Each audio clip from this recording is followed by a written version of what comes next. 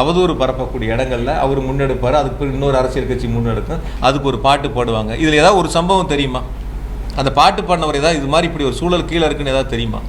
போன 5 வருஷம் என்ன நடவடிக்கை எடுத்தாங்கன்னு தெரியுமா? இந்த 5 வருஷம் என்ன நடவடிக்கை எடுத்திருக்குன்னு நேற்று பாட்டு பாடின அரசியல் தலைவருக்கு தெரியுமா? எதுவுமே பொதுவெளியில் என்ன நடக்குதுன்னே தெரியாதவங்க ஏதோ கொடுக்கறத அந்த இடங்களில் ஒரு பாட்டாக பாடி பண்ணணுங்கிறதுல 19 நிமிஷத்தில் 10 நிமிஷம் பேசிட்டு இப்போ இது போன்ற ஒரு பேர் இழப்பை உருவாக்கியிருக்காங்க. 2 மணிக்கு கூட்டம்னு அறிவித்து 3 மணிக்கு லெட்டர் கொடுத்துருக்கீங்க. நீங்களே பவரை கட் பண்ணி சொல்லி லெட்டர் கொடுத்துருக்குறீங்க. ஆனால் நீங்களே வந்து 7 மணி நேரம் லேட்டாக வந்திருக்கிறீங்க. லேட்டாக வந்தது இல்லாமல் 500 மீட்டருக்கு முன்னாடியே வண்டிக்குள்ளே போயிட்டீங்க. 500 மீட்டர் வரைக்கும் வண்டிக்கு வெளியில் வரல, வண்டிக்கு மேலேயும் வரல. கூட்ட நெரிசல் இருக்குன்னு காவல்துறை சொல்லியும் வண்டி உள்ள கூட்ட நெரிசலுக்குள்ளே வண்டியை கொண்டு போய் உள்ளே சேர்த்துருக்கிறீங்க. உங்களுடைய பாதுகாவலரோ உதவியாளரோ மேலே வந்து பொதுமக்கள் வந்து பாதிக்கிறாங்க, பெண்கள் சாஞ்சி விழுங்குறாங்கன்னு சொன்னதுக்கப்புறமும் நீங்கள் பேச்சை தொடர்றீங்க. நீங்களே ஆம்புலன்ஸை கூப்பிட்றீங்க. ஆம்புலன்ஸ் வந்த பிறகு நீங்கள் போறியா நண்பான்னு கேட்குறீங்க. அந்த ஆம்புலன்ஸை நீங்களே அனுப்புகிறீங்க. அங்கே ஆம்புலன்ஸ் எங்கேருந்து வந்ததுன்னு நீங்களும் ஒரு கேள்வி கேட்குறீங்க. ஆக இது எல்லாம் யார் இடத்தில் கேட்க வேண்டிய கேள்வி? இதெல்லாம் யார் விளக்கம் சொல்ல வேண்டிய இடத்தில் இருக்கிறார்கள்? அப்போ அவங்கக்கிட்ட இந்த கேள்விகள்லாம் முன் வச்சு அந்த அவங்கள நீங்கள் தொடர்பு கொண்டு இதற்கெல்லாம் உங்களுடைய விளக்கங்களை சொல்லுங்கள். 7 மணி நேரம் ஏன் லேட் ஆச்சு? ஏன் நீங்கள் வண்டிக்குள்ளே 500 மீட்டருக்கு முன்னாடி உள்ளே போனீங்க? வண்டி கொண்டை நிறுத்தி 10 நிமிஷம் வரைக்கும் ஏன் மேலே வரல? இதெல்லாம் அவர்களிடத்தில் கேட்டு அவர்கள் சொல்ல வேண்டிய, நிவர்த்தி செய்ய வேண்டிய பொறுப்பு அவங்களிடத்தில் இருக்குது. நான் இப்பொழுதும் இறுதியாக சொல்கிறேன், அரசியலாக இதை எடுத்துக்கொள்ள வேண்டாம். யார் தவறு செய்தாலும் தவறு தான். அந்த தவறுகளுக்கு யார் தவறு செய்தார்களோ அவர்களை பொறுப்பெடுத்துக் கொள்ள வேண்டும். அது எந்த கட்சியாக இருந்தாலும் சரி.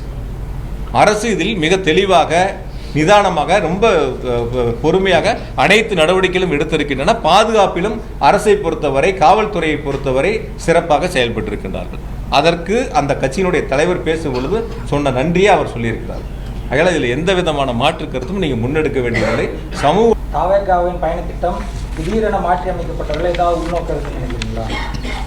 நிறைய பேர் இப்போ கேள்வி கேட்டப்போ கூட சொன்னேன் நான், இது நீங்கள் அவங்கக்கிட்ட கேட்கணும். ஏங்க திடீர்னு தள்ளி வச்சிங்க? ஏங்க 7 மணி நேரம் லேட்டாக வந்தீங்க? ஏங்க 12 மணிக்கு பேசுகிறாருன்னு சொல்லி 3 மணிக்கு காவல்துறையில் கடிதம் கொடுத்தீங்க? 7 மணி நேரம் காலதாமதம் எதனால் வந்து 1 மணி நேரம் வாகனத்துக்கு உள்ளே போய் அமர்ந்துக்கிட்டீங்க? எதனால் லைட் ஆஃப் பண்ணீங்க? ஏன் கூட்ட நெரிசலுக்குள்ளே வண்டியை கொண்டு போய் கட்டாயப்படுத்தி உள்ளே கொண்டு போய் நிறுத்துனீங்க? கூட்ட நெரிசலுக்கு முன்னாடியே நிறுத்தியிருக்கலாமே.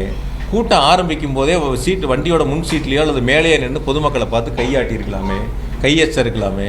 இதெல்லாம் ஏன் செய்யலைன்னு அவங்கள பார்த்து கேட்க வேண்டிய கேள்வி. அதற்கு பதில் சொல்ல வேண்டிய கடமை, பொறுப்பு அவங்களுக்கு இருக்கு.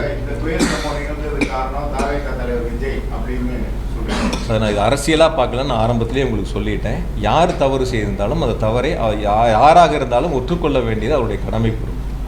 யாராக இருந்தாலும் சரி. நான் தான் உங்கள்கிட்ட இப்போ தெளிவாக சொன்னேன், 2 வகையாக பிரிக்கணும். ஒன்று அரசு செய்ய வேண்டியது, ஒன்று அரசியல் கட்சிகள் செய்ய வேண்டியது. பொதுக்கூட்டங்கள், ஆர்ப்பாட்டங்களில் அரசு செய்ய வேண்டியதை சரியாக செய்திருக்கிறது. அரசியல் கட்சிகள் சரியாக செய்திருந்தால் இது போன்ற தவறுகள், இது போன்ற இழப்புகள் ஏற்பட்டிருக்காது. அதில் தான் நான் ரொம்ப தெளிவாக சொல்கிறேன்.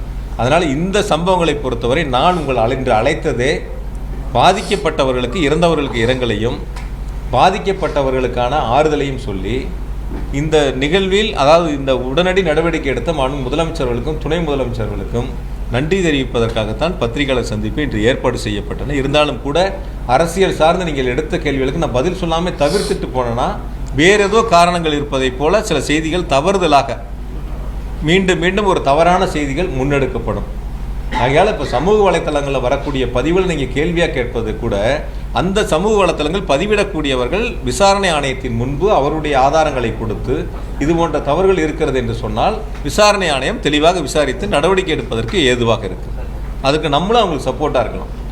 என்னெல்லாம் இருக்குது, என்னெல்லாம் பாதிப்புகள் இருக்கிறது, நம்மளும் அவங்களுக்கு துணையாக இருந்து அது போன்ற நிகழ்வு இனி வருங்காலத்தில் வராத அளவுக்கு நாம் பார்த்துக்கொள்ளலாம். ஏன்னா இந்த நிகழ்வு என்பது கரூரில் மட்டும் நடைபெற்ற ஒரு நிகழ்வு அல்ல. தொடர்ந்து நடைபெற்ற நிகழ்வு நாமக்கல்லாக இருக்கட்டும், திருச்சியாக இருக்கட்டும், அரியலூராக இருக்கட்டும், நாகப்பட்டினம், திருவாரூராக இருக்கட்டும், எல்லா இடங்கள்லையும் இது போல பாதிக்கப்பட்டு மருத்துவமனையில் அனுமதிக்கப்பட்டிருக்காங்க.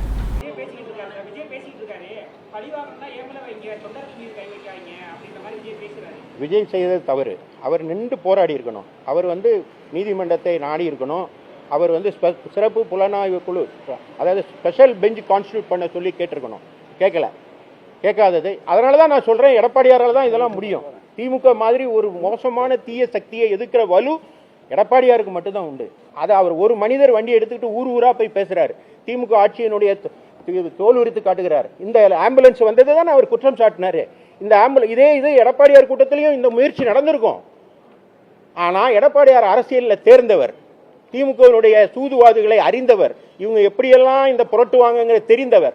எனவே அவர் சாதகமாக சூழ்நிலையாக அதை சாதுரியமாக கையாண்டு தொண்டர்களை காப்பாற்றி கொண்டார்.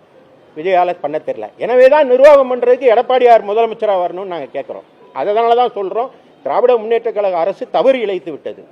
இதுக்கு நீங்க பொதுவாக போலீஸ் இன்ஸ்பெக்டர் தவறு, எஸ்பி தவறுன்னு நான் சொல்ல மாட்டேன். உத்தரவு போட்டது யாரு? மேலே இருந்து உளவுத்துறைன்னு ஒன்று இருக்கணும். அதோட வேலை என்ன? இப்போ இந்த இடத்துல 10,000 பேர் கூடுவாங்கன்னு பெர்மிஷன் கேட்டாங்க சார், நாங்கள் கொடுத்தோம். ஆனால் 27,000 பேர் கூடியிருக்காங்கன்னு சொல்றாரு டிஜிபி. அப்போ 27,000 பேர் கூடினா அந்த இடம் தாங்காதுன்னு உங்களுக்கு தெரியும். நீங்கள் என்ன செஞ்சுருக்கணும்? பேரிகார்டு போட்டு மறைச்சிருக்கணுமா இல்லையா? அல்லாட்டி கூட்டத்தை கேன்சல்னு அறிவிச்சிருக்கணுமா இல்லையா? ஏன் செய்யலை? அப்போ இதில் ஏதோ ஒன்று இருக்குது. எனவே தான் இது சிபிஐக்கு போக வேண்டிய வழக்குன்னு நாங்கள் சொல்கிறோம். இந்த விசாரணை சிபிஐ விசாரித்தா தான் முறையாகும். நேற்று கரூரில் இந்த 41 பேர் இறந்து போனதுக்கு பிறகு ஒரு சுமார் 36 மணி நேரம் கழித்து ஒரு வருத்தமான முகத்தோட ரிஹர்சல் பார்த்தாரா இல்லையான்னு தெரியாது, டைரக்டாக விஜய் அவர்கள் ஒரு வீடியோ வெளியிட்டிருக்கிறார். அது ரொம்ப மனசுக்கு கஷ்டமாக இருக்கு. என்ன பண்றதுன்னு தெரியல. என்ன வேணா வீட்டில் எங்க வேணா கைது செஞ்சுக்காங்க, என் தொண்டர்களை விட்டுருங்க அப்படின்லாம் உருக்கமாக பேசியிருக்காரு. இது ஒரு நடிப்பாகத்தான் பார்க்கப்படுகிறது பொதுமக்கள் கிட்ட. ஏனென்றால் ஒரு கூட்டம் மாத்திரமே ஓட்டாக மாறிடுங்கிற ஒரு தவறான கருத்தில் தான் இந்த கூட்டமும் ரோட் ஷோ நடத்தக்கூடாது அப்படின்னு போலீஸ் சொல்லியும் நாங்க நடத்த மாட்டோம்னு எழுதி கொடுத்த பிறகும் அடிப்படை காரணம் தாவேகால எழுதி கொடுத்திருக்காங்க. கொடுத்த பிறகு 27,000 பேர் வந்தா நாங்க என்ன பண்றதுன்னா அதுதான் கட்சி கட்டுப்பாடு. என்ன வேணா தப்பு நடந்து போச்சுங்க, நடந்து போச்சு. ஆனா ஒரு தலைவனாக தன்னை பார்க்கணும்னு வந்த ரசிகர்களையோ குடும்பத்தாரையோ குழந்தைங்களையோ அதுல 41 பேர் இறந்து போயிட்டாங்கன்னு தெரிஞ்ச உடனே அவர் அவசரமா ஏர்போர்ட்டுக்கு போய் அந்த தனி பிளைட்ல போக வேண்டிய அவசியமே இல்லை. கரூர் ஹாஸ்பிட்டலுக்கு அவர் வந்திருக்கணும். ராத்திரி 10 மணிக்கு மேல இங்க முதலமைச்சர் கிளம்பி அங்க வந்து அத்தனை பேரையும் பார்த்துட்டு போயிருக்காரு. அங்கேயே செந்தில் பாலாஜி அந்த இடத்துலயே தான் அந்த 24 ஹவர்ஸ் இருந்தார். அன்பில் மகேஷ் அவரும் அங்க 24 ஹவர்ஸ் இருந்தார். அரசு செய்ய வேண்டிய கடமைகள் எல்லாம் செஞ்ச பிறகு நாம தப்பிச்சுக்கிறதுக்கு அரசின் மேல் பழி போறது ஒரு விதமான கோழைத்தனம். பிரச்சனை இருக்கிற இடத்துல இருந்து ஓடி போறதுங்கிறது ரொம்ப தவறான செயல், கோழைத்தனம். அது தலைவனுக்கு உண்டான ஒரு அடிப்படையான தகுதியே அல்ல. இன்னைக்கு என்ன வேணா பிளே ஸ்டோர் மற்றும் ஆப் ஸ்டோரில் இருந்து பாலிமர் செயலியை QR கோடு மூலம் பதிவிறக்கம் செய்யுங்கள். செய்திகளை உடனுக்குடன் பெறுங்கள்.